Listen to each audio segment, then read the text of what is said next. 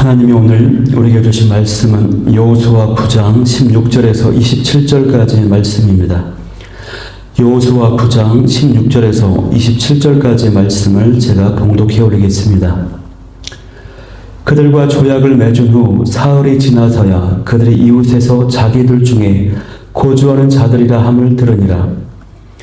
이스라엘 자손이 행군하여 셋째 날에 그들의 여러 성읍들에 이르렀으니 그들의 성읍들은 기브온과 그비라와 브에롯과 기랏 여아림이라. 그러나 회중 족장들이 이스라엘의 하나님 여호와로 그들에게 맹세했기 때문에 이스라엘 자손이 그들을 치지 못한지라.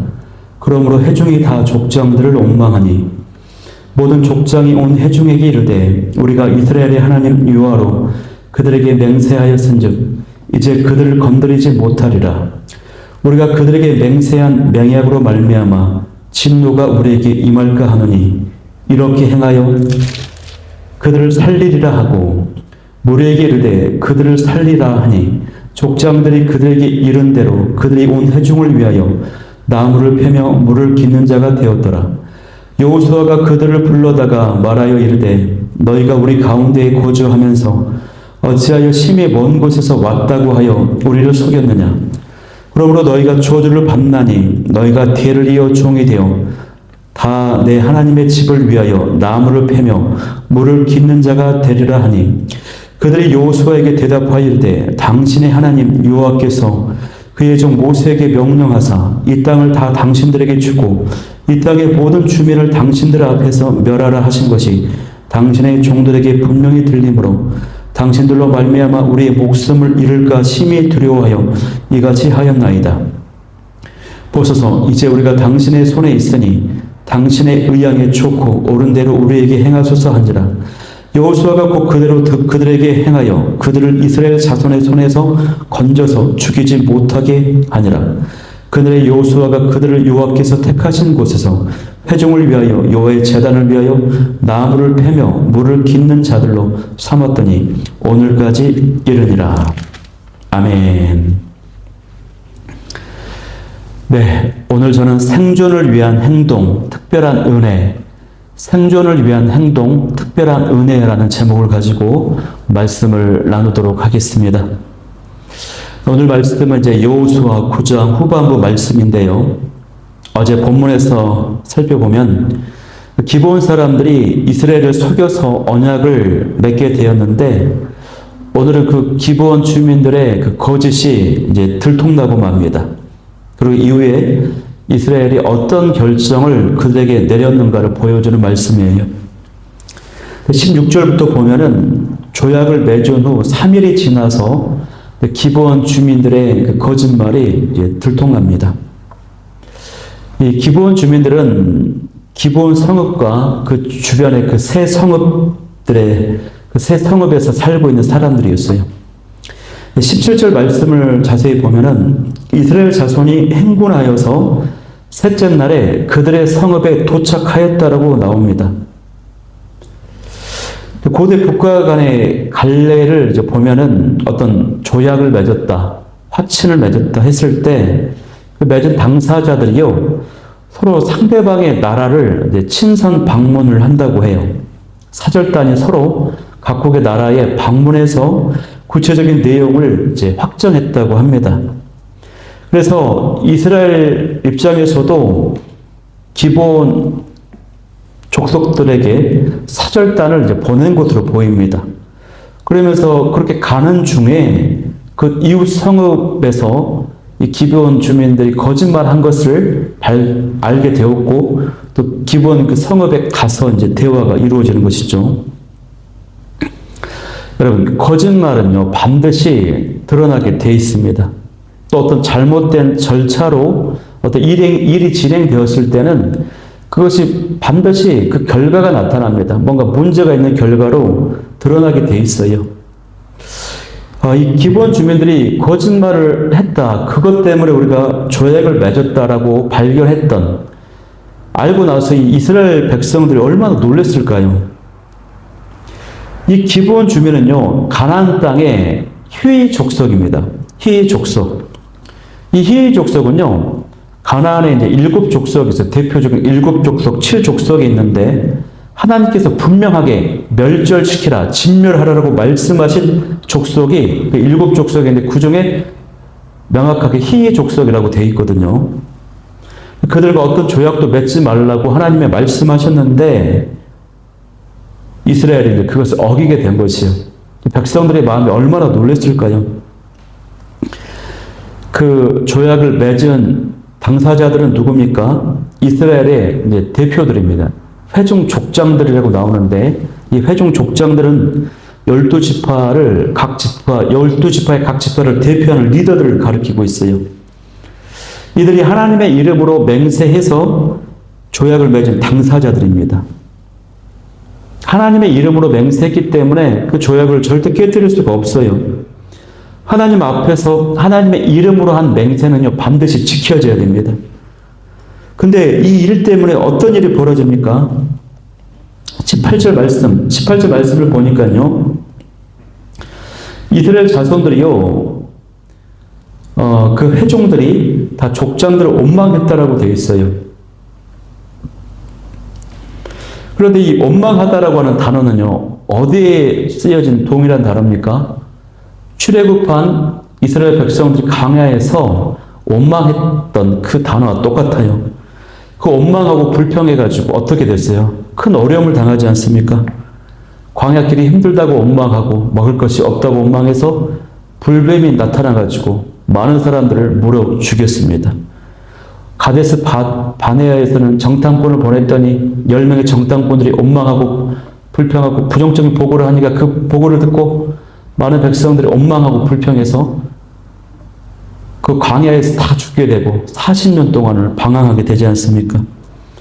또 고라 일당이요, 리더의 모세를 막 비판하고 원망했습니다. 그랬더니 어때요? 고라 일당이 땅이 갈라져가지고 땅에 삼킴받은 그런 놀라운 그런 끔찍한 일들이 벌어지지 않습니까? 그때 쓰여진 그 원망, 여기 그 원망 똑같아요. 그 무서운 원망을 지금 하고 있다는 것입니다. 이 회중들이, 백성들이 그 책임 소재를 따지면서 리더, 그 족장들을 지금 원망하고 있어요. 그러니까 이 사항은요, 단순한 사항이 아니에요, 사실은. 이스라엘 안에 엄청난 갈등과 대립, 분열이 지금 생긴 것이요. 자칫하다간 다시 한번 이 공동체가 서로 싸우고 분열돼서 하나님의 또 진노 아래 놓이게 되는 큰 어려움에 빠지게 된 것입니다. 큰 위기를 맞이한 사건이에요, 사실. 그런데 다행스럽게도 이 위기를 극복합니다. 그것은 이 족장들이 이 사태를 올바르게 처리했기 때문에 그 위기를 벗어날 수 있었어요. 어떻게 해서 올바르게 이 사태를 처리했습니까? 그 핵심은요, 분명한 원칙, 분명한 기준을 세우는 것이었습니다. 첫 번째 원칙은 하나님과의 그 약속을 어길 수 없다는 것, 이것을 분명히 했습니다. 하나님의 이름으로 맹세한 약속이기 때문에 깨뜨릴 수 없다라고 하는 그 원칙을 세웠습니다. 하나님의 이름으로 한 어떤 맹세, 그 약속을 깨뜨리면요, 하나님의 이름이 더럽혀지거든요. 그래서 하나님도 그런 것들을, 그런 결과가 나타나는 것을 원하지 않으셨어요. 어떻게 알 수 있냐면, 이제 내일 본문에도 나오지만, 이스라엘이 맹세한 대로 기본 거민들이 위기에 빠지자, 그 기본 거민들을 보호하고자 군사를 모아서 나아갈 때에, 이 기본들을 위해서 싸울 때에 하나님께서 승리를 주셨어요. 근데 그 단순한 승리가 아니라 그 어떤 전쟁에서도 볼 수 없었던 놀랍고 위대한 영광스러운 승리를 하나님께서 이스라엘 군사에게 주십니다. 이게 사인이었던 거예요. 두 번째는요, 위에 보면은 이제 사울 왕이 이런 그 맹세, 기본 주민들을 지킨다, 보호한다라고 하는 약속을 어기고 기본 거민들을 죽였을 때에 하나님께서 혹독한 진노를 내리셨습니다. 이 두 가지 일로 볼 때에 하나님께서 그 약속을 깨뜨리는 것을 원하지 않는다고 하는 것을 알 수 있습니다. 여러분, 우리가 하나님 앞에서 약속을 또 많이 하지 않습니까? 또 하나님의 이름을 쉽게 언급하는 경우가 있어요. 근데 이 여호와 하나님의 이름을요, 더럽혀서는 안 되고요. 하나님 앞에서 그 약속을 깨뜨려서는 안 되고요. 우리가 하나님의 이름을 조심스럽게 좀 사용할 필요가 있다는 것을 좀 보게 되는 것입니다. 또 약속을 하거나 맹세할 때 그 전에 충분히 생각하고 신중하게 결정해야 되는 것이죠. 우리가 약속을 또 우리 일상 가운데서도 또 사람들과 관계에서도 우리가 약속을 지키지 않으면 어떻게 됩니까? 내가 하나님의 자녀요 백성인데 다 나를 알고 있어요. 내가 하나님을 믿고 있는 것을. 그러면 내가 약속을 어기게 되면 우리 하나님 아버지께서 이제 이름이 더럽혀질 수 있어요. 자녀가 나쁜 짓을 하면 그 부모님이 욕되게 되는 것과 마찬가지 이치죠. 그래서 우리가 하나님의 자녀로서 자신이 한 약속은 비록 어떤 손해가 있고 불이익이 있다 할지라도 반드시 지켜야 될 줄 믿습니다. 이 족장들이 세운 두 번째 기준은 뭐냐면 기브온 사람들을 이스라엘의 종이 되게 해서 나무를 패며 물을 깃게 하는 그런 사람이 되게 하는 것이었어요. 종으로 삼겠다는 것입니다. 이 기준은 백성들, 이스라엘 입장에서는 굉장히 이제 그 원망하는 마음을 누그러뜨리기 충분했습니다. 그들이 하기 힘든 일을 이제 이들에게 시키면 되니까요. 또 그들을 종으로 삼은 것은요, 아주 적절한 대안이었습니다. 기브온 주민들도요, 맨 처음에 거짓말을 하면서 자신들을 종으로 삼게 해달라고 그랬거든요. 이것은 뭐냐면 기브온 사람들이 자신들이 속이는 것을 언젠가는 들통이 나게 될 건데 그 들통이 났을 때 발각되었을 때 그 책임을 지겠다. 종의 모습이 되어서 그것을 책임지겠다라고 하는 그 마음이 그때부터 이미 가지고 있었던 것이. 그렇기 때문에 족장들로서도 속였던 것에 대한 책임을 물어서 자유를 박탈시키는 것입니다. 종이 되게 하는 것입니다. 그렇게 해서 명분과 실리를 다 챙기게 되는 것이에요. 그래서 여기서 우리는 무엇을 보아야 됩니까? 우리가 살다 보면 실수할 때가 있습니다. 실수하지 않는 것 자체도 중요하지만 실수한 이후에 그 문제를 어떻게 처리하느냐, 이것이 또 중요하다고 하는 것이에요.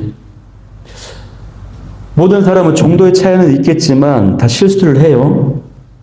그런데 많은 경우에 실수 자체가 문제라기보다는 그 이후에 그 실수를 해결하고 처리하는데 부적절하게 잘못되게 처리해서 더 큰 어려움을 겪게 되는 경우가 굉장히 많습니다. 왜 그렇습니까? 그것은요, 그 실수를 인정하지 않기 때문에 그래요. 그 책임을 지려고 하지 않기 때문에 큰 어려움에 빠지는 경우가 있고요.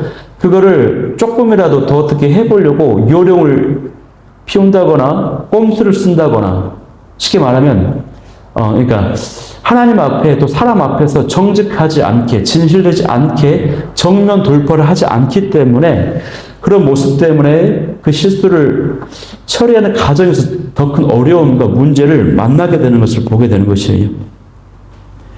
그러므로 여러분, 우리가요, 그 책임을 회피하지 말고 책임지는 자세를 가지고 하나님과 사람 앞에서 정직하게, 진실하게 정면 돌파를 하게 되면은 그 모든 문제를 대부분 해결할 수 있다라고 하는 것입니다, 여러분.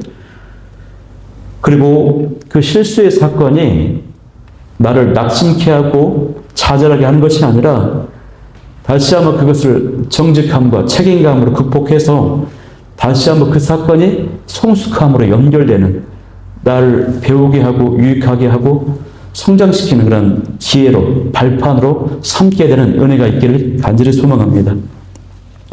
기브온 주민들은요, 그들이 거짓말을 했기 때문에 여호수아로부터 심한 책망을 받습니다. 23절 말씀을 보면은 조주까지 받았어요. 그것은 대대로 종이 되어서, 자자손손 종이 되어서 하나님의 집을 위해서 나무를 패고 물을 깃는 자가 되는 것이에요. 물론 이것은요, 기브온 주민들의 입장에서 보면은 생명을 건지고 또 성전 제사를 섬기는 일이기 때문에 저주가 아닐 수 있습니다. 그러나 자유가 박탈된다는 측면에서, 그리고 자자손손 대대로 이 종의 모습으로 살아야 된다는 측면에서 저주가 맞습니다. 그래서 그들은요, 자자손손 낡은 복장과 낡은 신발을 신고 섬겨야 됩니다. 그 모습은 자신들이 거짓말을 해가지고 화친하러 왔을 때 그 복장의 낡은 모습, 낡은 신발의 그 모습, 거짓말을 하는 순간 그 운명, 그런 운명으로 결정이 지어져 버리는 것과 같다라고 하는 것이에요. 여러분, 이 목적과 의도가 선해도 그 방법이나 그 과정이 어떤 거짓이나 폭력이나 잘못된 방법으로 나아갈 때 큰 어려움을 당하게 됩니다. 그러니까 여호수아가 저주를 내렸는데 이 저주는요, 우리가 어떤 좋은 목적을 가지고 또 선한 의도를 가지고 또 모두에게 유익한 일이라고 하는 그 명분이 있다고 해서 쉽게 거짓말을 하거나 폭력적인 방법을 쓰거나 잘못된 또 세속적인 수단으로 나아가는 것을 그런 사람들에게 엄중하게 경고하는 것입니다. 야곱도 보면요, 이 장자권을 얻기 위해서 나이 많은 아버지를 속였지 않습니까? 그 결과로 외삼촌 라반에게 가서 속으면서 숱한 고생을 거의 20년 동안 고생하고 살지 않았습니까? 잘못된 방법으로 어떤 성취, 그 일을 이루게 되면요, 당시에는 그 사람을 모면할 수 있으나 그 당시에는 그 목적하는 바를 얻었다고 생각될 수 있으나 결국에는 큰 대가를 치르게 된다는 것입니다. 여러분, 만약에 이 기브온 주민들이요, 자신들의 신분을 속이지 않고 사실대로 밝힌 채 죽든지 살든지 하나님과 이스라엘과 하나님의 뜻에 모든 것을 맡기고 전적으로 순복하는 자세, 순종하는 자세로 나왔다라면 상황이 달라지지 않았을까요? 여호수아는 하나님께 진지하게 기도했을 것이고 긍휼이 많으신 하나님께서 그들에게 모든 죄악과 우상의 흔적을 깨끗이 제거하도록 하신 다음에 이스라엘 공동체로 받아들여 주셨을 것입니다. 하나님께서 이 가나안 땅을 정복하려고 하는 목적은요, 딴 게 아니에요. 무조건 가나안 거민들 생명을 죽이는 데 있는 것이 아니라 하나님의 그 땅에 있는 죄악과 우상의 흔적을 모두 제거함으로써 그곳에 하나님의 거룩한 통치가 이루어지는 공동체, 하나님 나라의 백성, 하나님 나라의 거룩한 공동체를 세우는 데 목적이 있거든요. 그렇기 때문에 이 기본 주민들이 철저히 회개하고 변화된 모습으로 나아갔다면 이스라엘 공동체에 편입이 되었을 것입니다. 종의 모습이 아닌 자유를 가지고요, 생명을 얻고 자유를 보장받는 동등한 권리를 가지고 이스라엘 공동체에 들어왔을 것이라는 생각을 하게 되는 것이에요. 여러분, 우리는 끝까지 선한 방식, 바른 방식을 추구해야 됩니다. 그것은 결국 모든 책망과 저주로부터 우리를 자유롭게 하고 모든 구원과 자유를 보장해 줄 것이기 때문에 그렇습니다. 그래서 여호수아가 24절 말씀에 보면은 이 기본 주민에게 왜 거짓말을 했냐고 물어요. 기본 사람도 이렇게 대답합니다. 하나님에 대한 소식을 들었고 우리가 두려워했다. 심히 두려웠고 우리가 살고 싶었다라고 하는 것입니다. 기본 주민들의 행동은 바람직하지 않았지만 나름대로 설득력이 있었습니다. 그리고 이 주민들의 이어지는 태도가 중요한데요. 25절 말씀에 보면 이렇게 말합니다. 보소서, 이제 우리가 당신의 손에 있으니 당신의 의향에 좋은 대로, 의향에 좋고 옳은 대로 우리에게 행하소서. 그러니까 어떤 말을 하든지 당신 뜻대로 우리가 순종하겠다라고 지금 말하고 있는 거예요. 철저하게 복종하겠다라고 지금 고백하고 있는 것입니다. 목숨을 얻는 대신, 생명을 얻는 대신 무조건적인 순종을 지금 택한 것입니다, 여러분. 고대 사회에서는요, 어떤 일로 인해서 빛을 지게 되면요, 은혜를 입게 되면요, 노예, 종의 모습으로 나아가야 돼요. 돈을 빌렸는데 돈을 갚지 못했다. 노예가 되는 것입니다. 은혜를 입는다고 하는 것, 빛을 진다고 하는 것이 굉장히 중요하고 무거운 것입니다. 그래서 저와 여러분은 예수님으로부터 어떻습니까? 생명의 빛을 지지 않았습니까? 그러므로 우리가 예수님 앞에서 종의 자세로 무조건적인 순종으로 나아가야 될 줄 믿습니다. 우리가 살아도 주를 위하여 살고 죽어도 주를 위하여 죽습니다.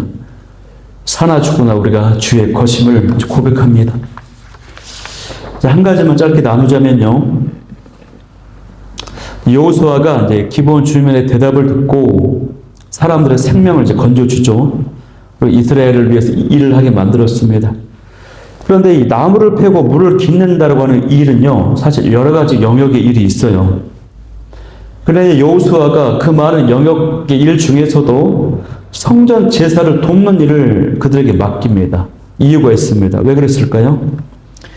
기브온 사람들은 가나안적인 요소가 몸에 배었습니다. 가나안의 우상 숭배와 그들의 풍습과 그 습성을 가지고 있는 사람들이거든요. 그래서 이스라엘 백성들에게 영향을 미칠 수가 있습니다. 그런데 만약에 이들이 하나님을 예배하는 그 성소에서 일하게 되면 어떻게 될까요? 이스라엘의 각종 제사 제도와 선결 제도와 이것들을 가까이 접하게 되면서 그 안에 담긴 또 제사 안에 담긴 그 사죄와 용서, 구원의 은혜를 경험하게 될 수 있어요. 그래서 기브온 사람들은요, 하나님의 궁유를 입은 것입니다. 그리고 이것은 여호수아가 지혜롭게 조치한 것이었어요. 그래서 기브온 주민들이 성전 곁에서 나무를 패고 물을 깃는, 옆에 성전 제사를 돕는 그 일을 하면서 은혜를 받게 된 것입니다. 하나님이 어떤 분인지 알게 되는 것이죠. 용서하시고 사랑하시고 거룩하신 그 하나님을 인격적으로 만났다라고 하는 것이죠. 만났을 가능성이 높다라고 하는 것입니다. 그래서 이 기브온 주민들은요, 이후에 이스라엘 역사를 보면은 문제를 일으킨 적이 한 번도 없습니다. 이후에 보면은요, 오히려 충성스러운 동맹자가 됩니다. 평생을 헌신하면서 이스라엘 공동체 유익을 가져다 줬어요. 거의 유일한 민족입니다, 이게. 그러니까 출애굽을 할 때에 이스라엘 백성들만 출애굽을 한 게 아니라 그때 기록을 보면은 이방 고려민들이 함께 했다고 되어 있거든요.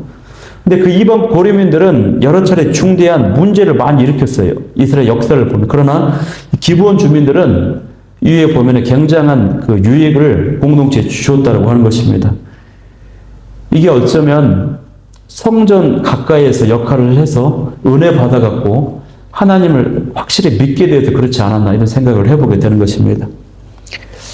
주의 은혜가 있기를 간절히 소망합니다. 우리 이 말씀을 기억하면서 기도하기를 원하는 세 가지는요. 첫 번째, 원망과 분열을 끊고 공동체를 지키는 지혜와 분별력을 허락하여 주옵소서.